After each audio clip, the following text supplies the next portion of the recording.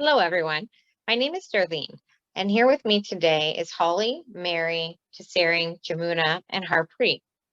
We are Group 1, and today we'll be presenting the case of Amma, a young adolescent and a new immigrant attending a local high school in the Downsview neighborhood. We will be discussing how determinants of health will affect the mental well-being of an individual. We will also be discussing the roles and functions of a community health nurse to improve Amma's mental health. In addition, our group will also be talking about the resources available in the community to overcome the negative impacts of social determinants of health. Our scenario is Amma is a 15-year-old girl who has lived in the neighborhood of Downsview for a year since she immigrated to Canada. She attends a local high school where she is having trouble fitting in. Other teens make fun of her clothing, and her English is poor. Her parents can't understand why she doesn't appreciate the opportunity she has. She comes to the community health center seeking help. So, an immigrant is an individual who has been granted by immigration authorities the right to live permanently in that country. And next, we'll have Holly to speak about mental health. Thank you, Darlene. Mental health, according to World Health Organization, is a state of balance both within oneself and with the environment. Facts about mental health. Various factors such as physical, psychological, social, cultural, spiritual, and other interrelated factors play an important role in producing this balance. When the balance is maintained, mental illness or mental health disorders arise. Mental health disorders refer to a wide range of mental health disorders that affect one's mood, thinking, and behavior, according to Mayo Clinic. Examples are anxiety disorders, bipolar disorders, depression, eating disorders, and addictive behavior. Mental illness can cause difficulties in an individual's daily life, such as at school, work, or in relationships. However, most mental health disorders can be managed with medications and psychotherapy. October 10 is considered as World Health Day. According to Stanhope and colleagues, social support is associated with better health outcomes. Addressing concerns in developmental years can reduce mental health concerns in adulthood.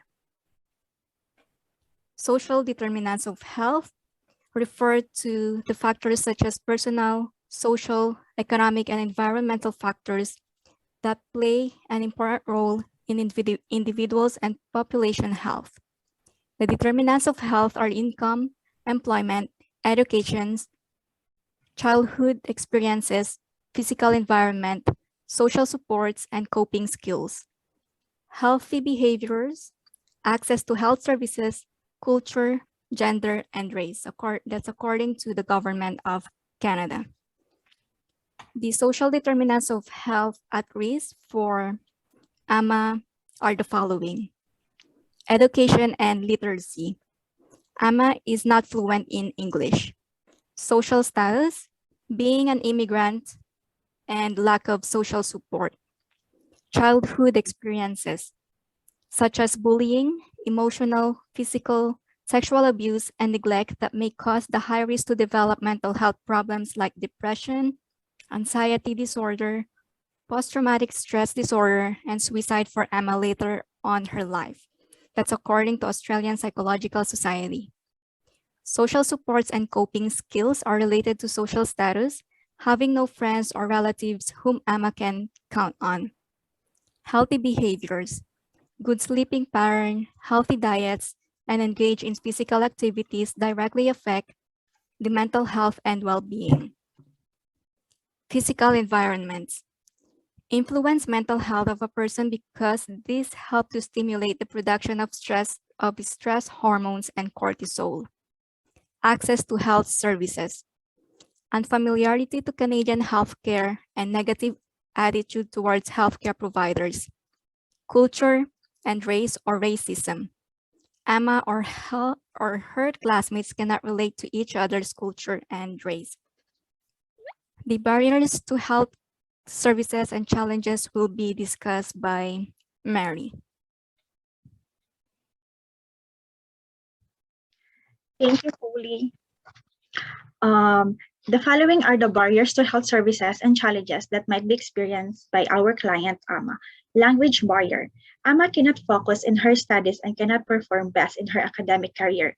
Her confidence level decreases and she's experiencing anxiety, depression, fear, and mental health disturbs because of her poor English language and being new in learning environment.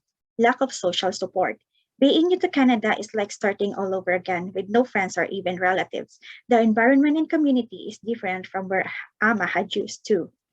Cultural differences.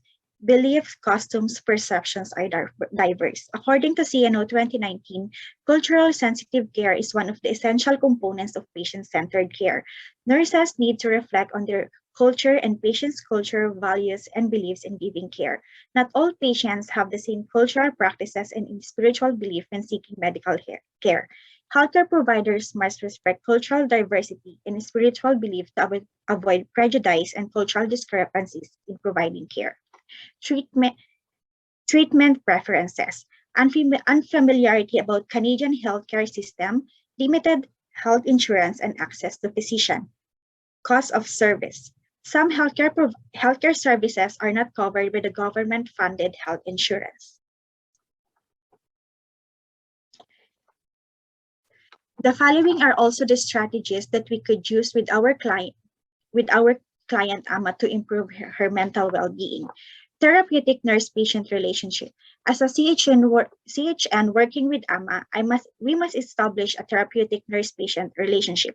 CNO states that the therapeutic nurse-patient relationship is the fundamental in nursing care. Therefore, if this relationship is present between Ama and us, we can gather more relevant information from Ama that could help us to provide better care. As per CNO 2016, therapeutic nursing services significantly impact a client's health and well-being. Therapeutic communication. As a CHN working with an immigrant like Ama who's facing determinants of health, it is also crucial to provide therapeutic communication. According to Stanhope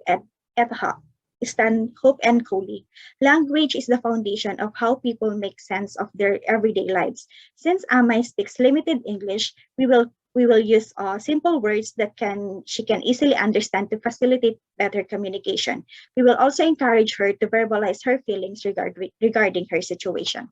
Perform a thorough assessment to Ama. Performing a thorough assessment to Ama to determine any signs of symptoms of depression, emotional distress, anxiety, and suicidal thoughts. Racism or discrimination due to race and ethnicity greatly influence the mental well-being of an individual. According to Leslie 2020, failure to address racism will injure the stabilized health equity of all children, adolescents, emerging adults, and their families. Another strategy is be Ama's advocate. We could use to be Ama's advocate. Since Ama's agony is regards to her school, we address Ama's case to the school faculty handling this situation to make an action to stop this racism in the school facility. As an advocate, we will ensure that Ama will get the help and resources she needs for her to have a positive learning experience. The following are the resources and external partners that might be useful to our client Ama. The Downstream Youth Covenant or the DYC.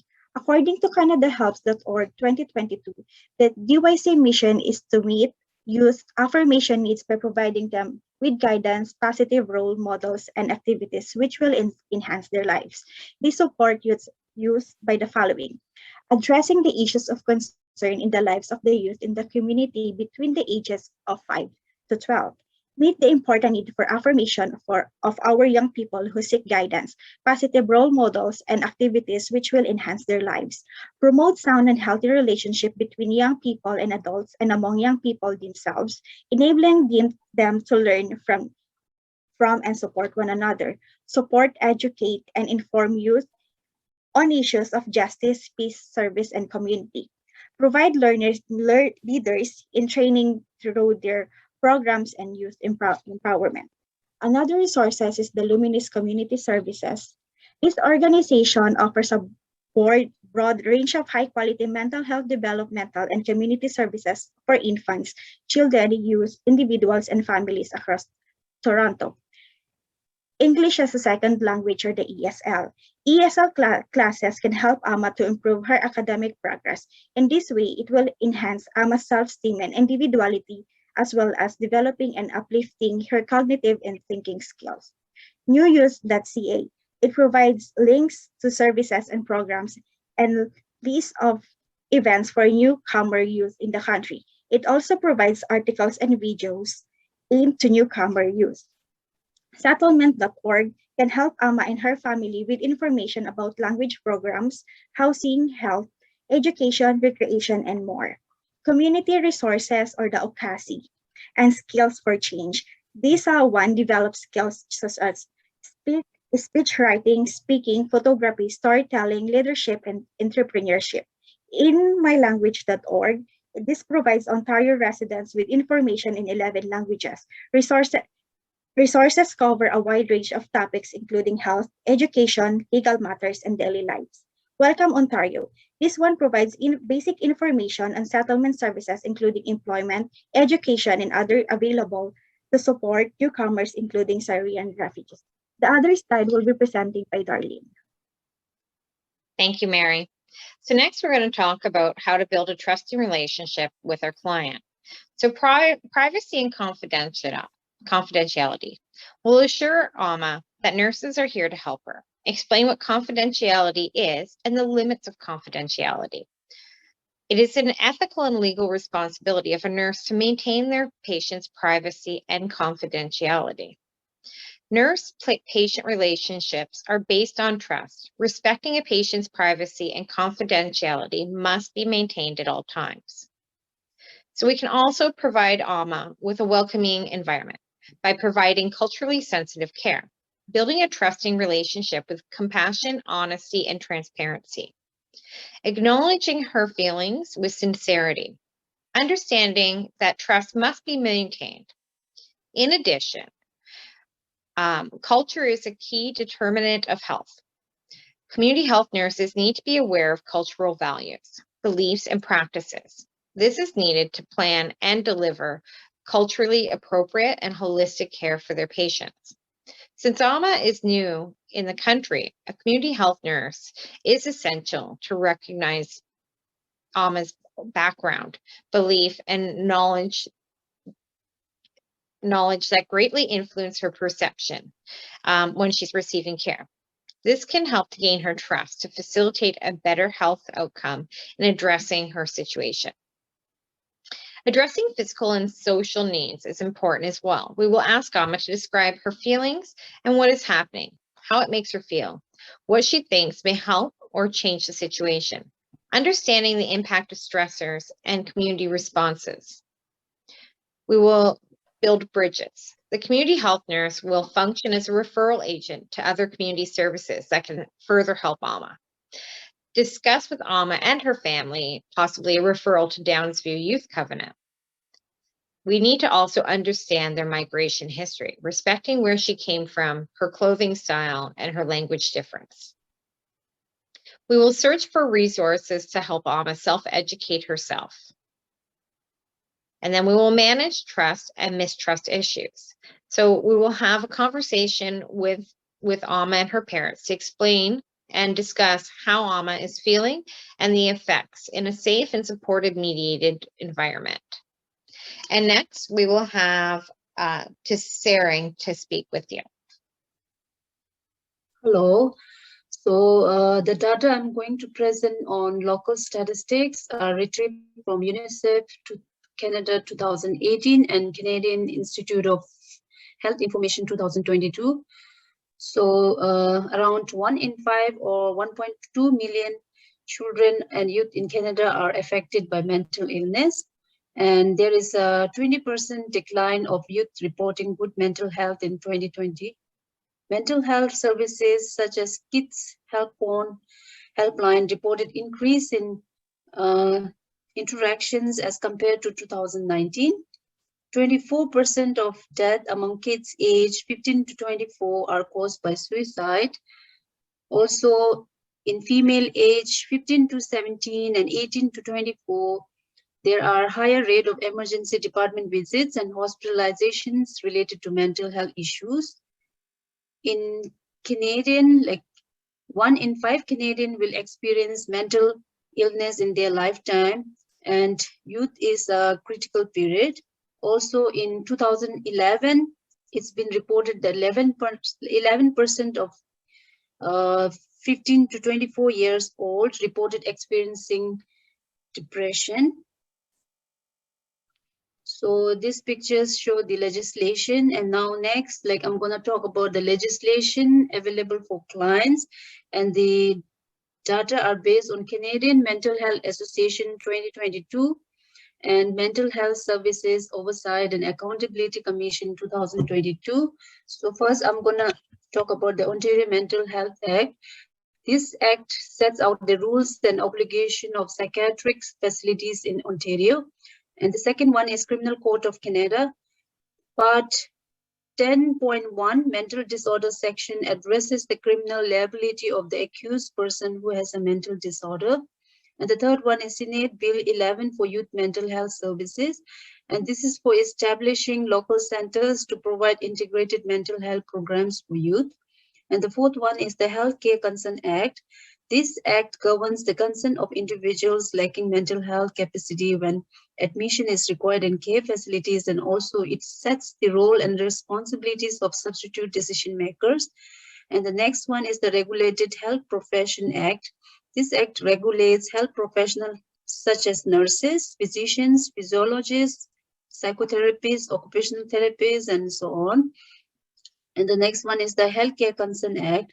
This act governs the consent of individuals lacking mental health capacity when admission is required in care facilities, and also it sets the role and responsibilities of substitute decision makers.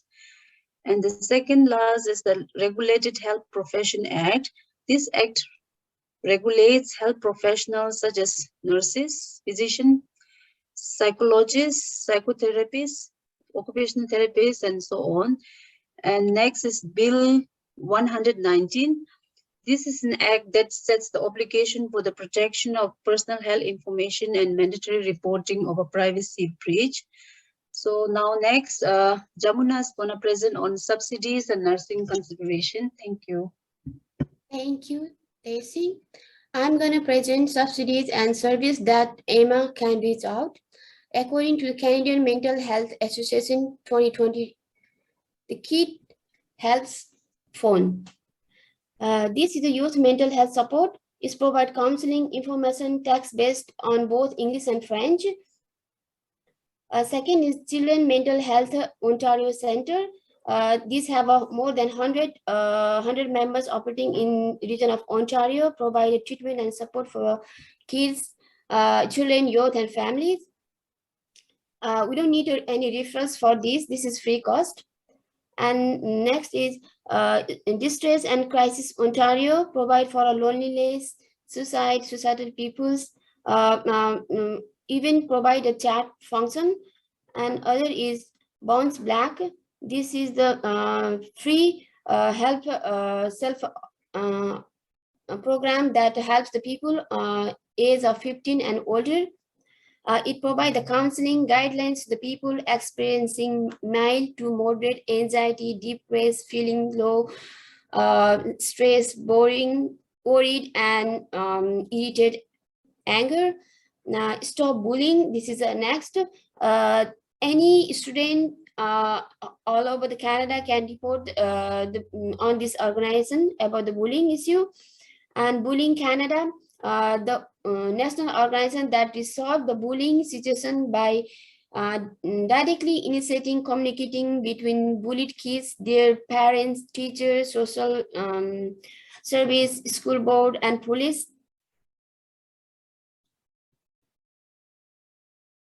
And next is nursing consideration. As a nurse, I would like to recommend the Amma to sign up for the ESL class to improve her communicating skill on English.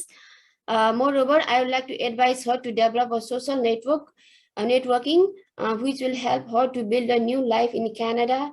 This is an integral part of adapting to Canadian life, is being open to learning about the other culture, making conscious effort to live in harmony while acknowledging the different that exist.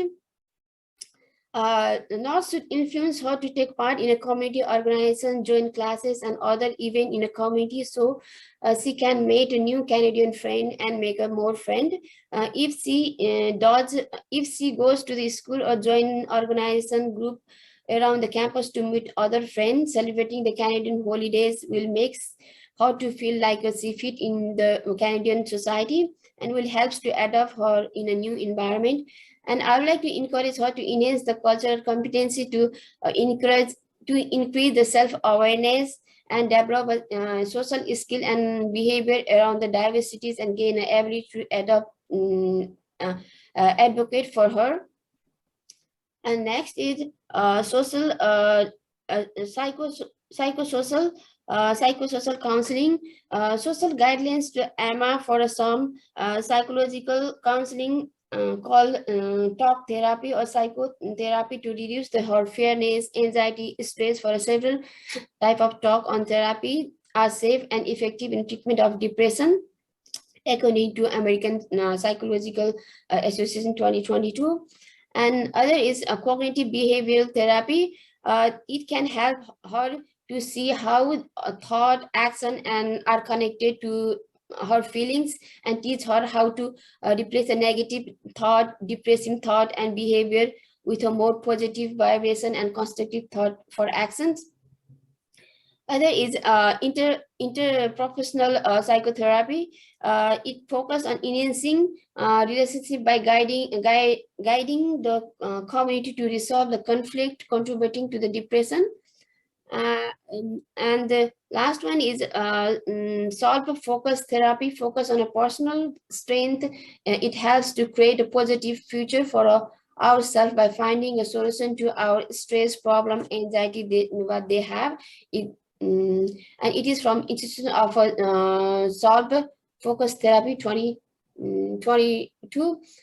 Next, my friend Harpreet gonna be present on assessment of tool. Thank you.